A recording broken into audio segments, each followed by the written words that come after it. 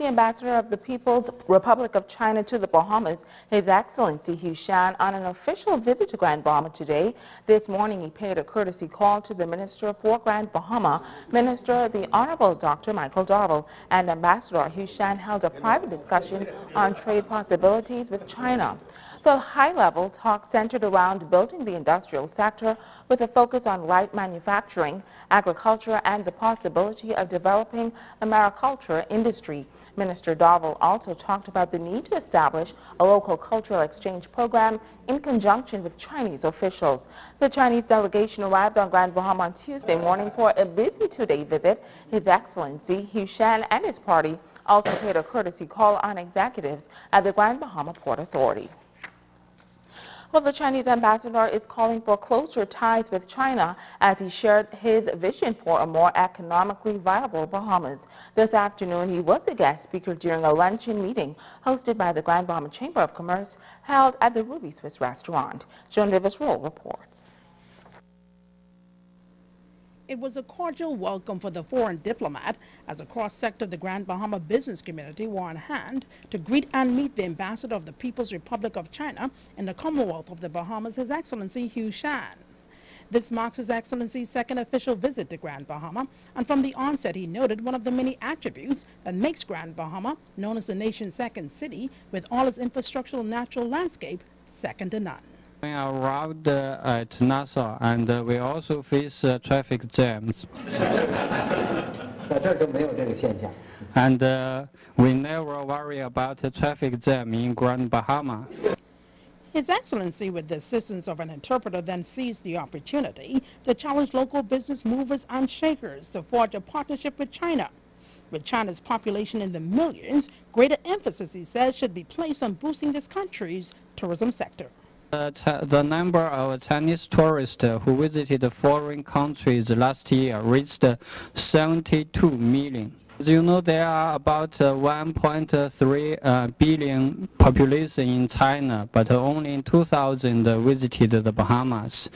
The Bahamas has 350,000 population, and 400 Bahamian people visited China. According to the percentage of the population, the tourists are on balance. For 10% of Chinese tourists who visited the United States will visit the Bahamas as well. The number will be 200,000. This new alliance, he stated, will help to deepen the economic ties between both countries. His Excellency shared his vision of the Bahamas becoming a hub for manufacturing. It's better to let Bahamian artists to design the souvenirs.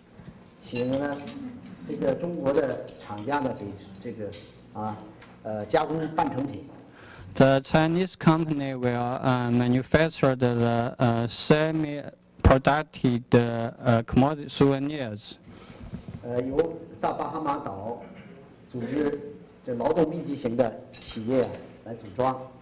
And we could establish labor-intensive factories here to assemble these souvenirs.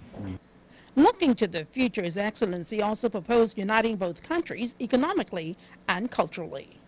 I recommend to the President of Bahama project to add more cultural programs in their hotels. And Chinese acrobatics to perform in his hotels. Joan Davis-Roll, ZNS News.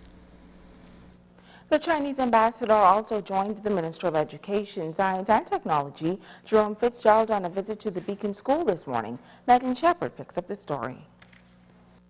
While on his official visit, the ambassador of the People's Republic of China to the Bahamas, His Excellency Shan, was greeted with a warm welcome at the Beacon School. There he made a very generous donation of 4 laptops and 5 desktop computers. Minister of Education, Science and Technology, the Honorable Jerome Fitzgerald, says the donation is significant for his ministry for several reasons. It makes the point that education is indeed a shared responsibility. Secondly, it reinforces the government's goal to create an educational system that is technologically sound.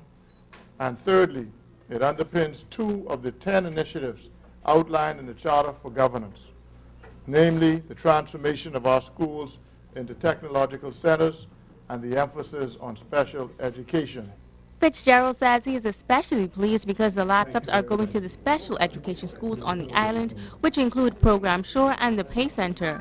He says he understands the tremendous impact technology plays in the 21st century classroom and that they will be very beneficial to the students. Technology brings a multiple array of advantages to children with special needs. Their horizons are broadened and pathways to learning that are ordinarily out of reach become accessible.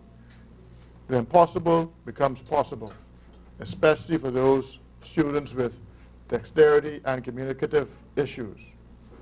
Our special needs students who find it a challenge to verbalize their emotions and their thoughts are able now to communicate through the use of these devices, like computers and iPads. Minister Fitzgerald says this donation will continue to foster goodwill and strengthen the relationship between both countries. Your Excellency, we are most grateful to you and the citizens of the People's Republic of China for these computers and the efforts in helping us to provide the best possible education for the children of the Bahamas. This is now the 7th such presentation your government has made to schools throughout the Bahamas, and I'm happy that one of them was a school within my constituency. And many Bahamians have benefited from the scholarships offered by your government to study in your country. The group then planted a native pear tree on the school grounds. Megan Shepard, ZNS News.